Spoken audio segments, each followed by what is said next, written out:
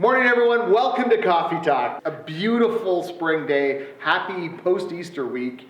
We've got, with Spring Talk, post-Easter, new series on the way. Yeah. But before we get to all of that, looking back on the Sunday that was, we concluded the Come Empty, which is probably how most of us are treating our cars this week. With gas prices what they are. We're like, what? Don't we all want to be that widow in that illustration that Jeff shared? Like, do you know, that has gone through my head about 3 times in the last 48 hours because I'm like, no, we've got lots in this one, and we're doing these little trips, and it just keeps going, and we're not having to fill up nearly as much as I thought. So praise God for that. The oil just keeps flowing. Yes, absolutely. And some of us then get in our vehicles in the morning and go, and we're thinking, okay, I'm going to have to get gas on the way. 2 hours, I'm going to get gas on the way. And then we're like, wait a minute, the tank is full. Hallelujah. And then you find out your wife filled it up the night before. And you're like, oh, that was so nice close. of her. Yeah. Very good. Very thoughtful because she got it before gas jumped up, which is great. Nice. Anyways, Yeah. this is not gasoline talk. This is coffee talk where we talk not about coffee. Well, we can talk about coffee prices. Yeah, they're going up too. Anyways, sorry. Looking back on the sermon that was, we're detouring all over. Anyways, we concluded Come Empty. We had Easter. There's a few things I think that Jeff was leading us through. I mean, we mentioned the illustration of the widow that met with Elijah, who's like coming to literally the end of her rope. Thought it was going to be the end of her life and her child's life.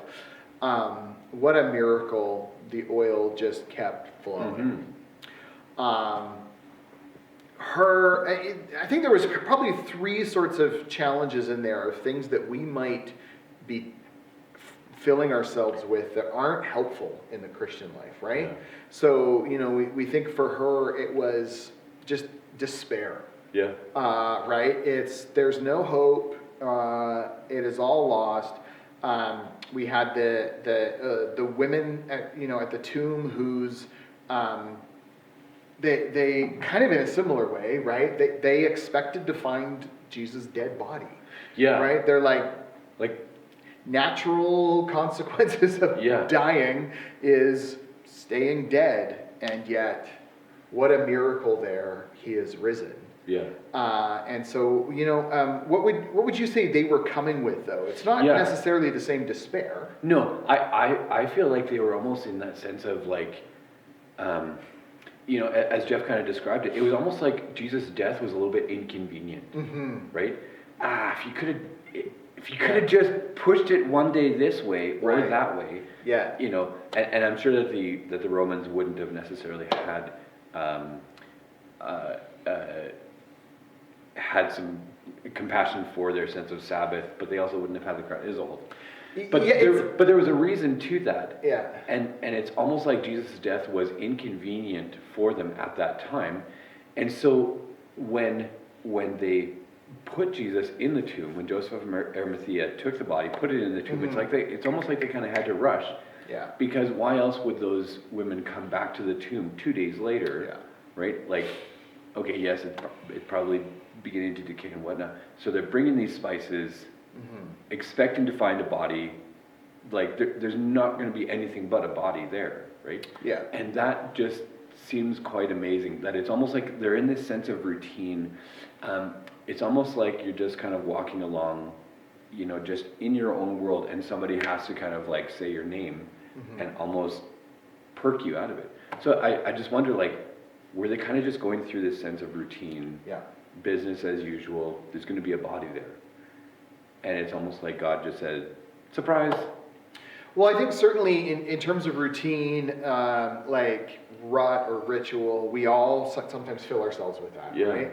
I don't know, I've always with them sort of more picture it it's one of those joys you wish you didn't have to hold. To care for Jesus in that way, I imagine was bittersweet for them because they know they're doing a good thing, but you never want to have to do that good thing, right? And so the way that they would show care for his body, but yet it also no doubt that that a week earlier right? When Jesus is entering Jerusalem triumphantly, no one's thinking, okay, we better get ready for his burial. Yeah.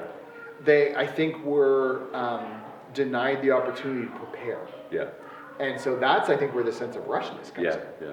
Right? It's Thursday, he's having the Passover, and it's all like, this is great, this is what we're celebrating, we're being faithful to God. No one's thinking, now how is this gonna turn? Yeah. And my mind goes to like, okay, since beginning of April, now we're stepping into like soccer season and other stuff. Yeah. We actually are kind of beginning to gear up into our spring, almost it seems. And like there's this one little spot on our floor where for some reason 2 pieces of not laminate, the boards have kind of slid apart. oh yeah. And every few days I have to kind of just kick them back into place. Great, we got to get on to the next thing because I'll come back and fix it. Yeah. And it's like that thing just keeps coming. It's very inconvenient for me that just keeps coming back there. And yet, in that same way, like it's almost like the women were just kind of like, we don't have time for this. Let's just get it done. We'll come back to it. We'll come back to it. Yeah. Come back to it on Sunday. And it was like, no, there's something amazing that God is going to show them and like get their attention, right? This is why, absolutely. Where my brain goes to in all of this is the amount of times I said, I'll come back to it, and then never done that. Like, somebody like, hey, remember that thing you said you were going to do a month ago now? Like, yeah, I'll get to it. Yeah. Tomorrow. And like that can go in many things. I think of the times where somebody has said, think of me through this week or pray for me through this week. And sometimes I'm like, yeah. I'll do that. 3 weeks later, right. Yeah. And I don't want to make light of that, but also the fact that like, it is amazing how God kind of pulls us back around to some of those things and just really got their attention in a miraculous way. And like we were talking about before, like all of eternity and all of creation, it flipped on that moment. And it was like that empty tomb was the beginning of something that they had only begun to imagine, and yet they walked into it with a sense of like, oh, we're just finishing the job that we had started earlier. That boggles my mind how God just works in unbelievable ways in the eternal realm, and yet it feels kind of like humdrum for us until we understand the ways of God. So much for the disciples as well too. Like he healed people and did things, and yet they didn't always see it until afterwards, right? Well, and I think that's probably partly why the Gospels are written much like, after, right? When they're like, oh yeah, now we put the pieces together. But just kind of tracking back a little bit to the themes of the sermon, right? Yeah. We tend to fill ourselves with maybe despair. Lots of opportunity for that, it seems, these days.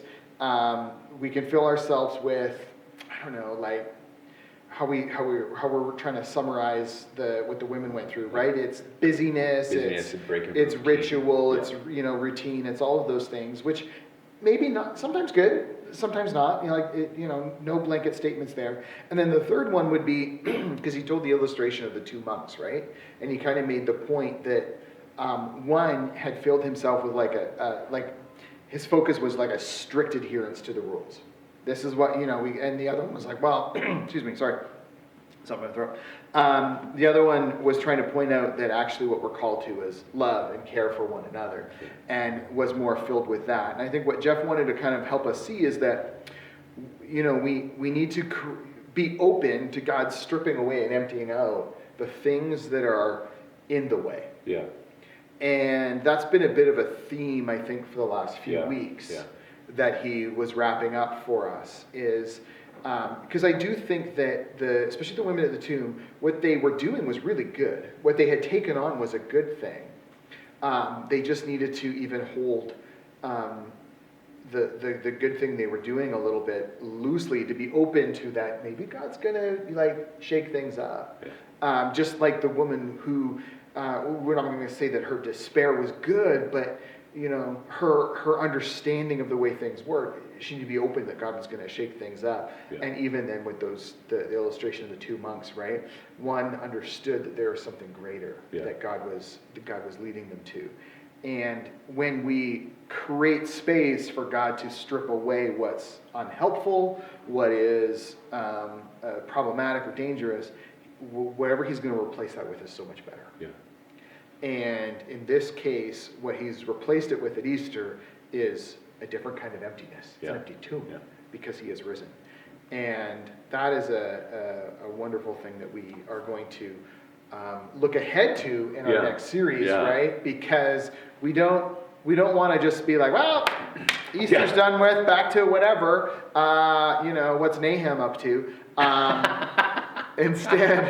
Instead, we're going to talk about, okay, so Jesus is alive, now what? Yeah. And that's going to be a theme for the next few weeks. And that's so unbelievably important because we've been talking about this preparation, then a thing happens. Yeah. And then if the floor falls out on that, then it's like, well, then we're preparing for just that moment of something. But like, we weren't the ones that kind of came to the tomb. It really is, okay, now how do we continue to move forward in that same way that if Easter was happening, as we kind of said, beginning of March, when we were like celebrating this empty tomb, how is it also continuing on here a week later, 5 weeks later, 5 years later? Yeah. This tomb is still empty. And that was my favorite part of the service, was just that one line of that one song where we were kind of dancing the jig, and it just said, the tomb is empty still. Just, it was beautiful. I thoroughly enjoyed it. Good. Well, join us Sunday as we explore Now What? Yeah. Which is not the title of the series, but I don't want to give away too much in our little coffee chat. But also this Sunday is our next Soup Sunday. Yeah. And so come for the whole morning, stay for soup, and enjoy fellowship in this very room before this very fireplace. It's always, I love Soup Sundays. I've said that so many times. And it's not about the soup, it's about the conversations we have around the table and the people we get to share time with, and and then the soup. That would be how I'd rank those things. But then also our Romania team is going to have some sweets too, and we invite you to stay after soup for a dessert auction as we try and extend the fellowship of just hanging out and sharing some time together, but an opportunity to support our Romania team as we continue to prepare. And because August is coming soon. And we're excited with that. And then there's a business leaders. Yeah, so one week after, on Saturday the 18th, there's a business leaders breakfast. It's for anybody that kind of finds themselves in business, work, life, and all of that, and has the opportunity to say, how am I going to take this thing that I do and continue to marry it with my faith, what I care about, and grow in those things together and encourage others. So just a gathering of people to encourage each other around the table in business. So.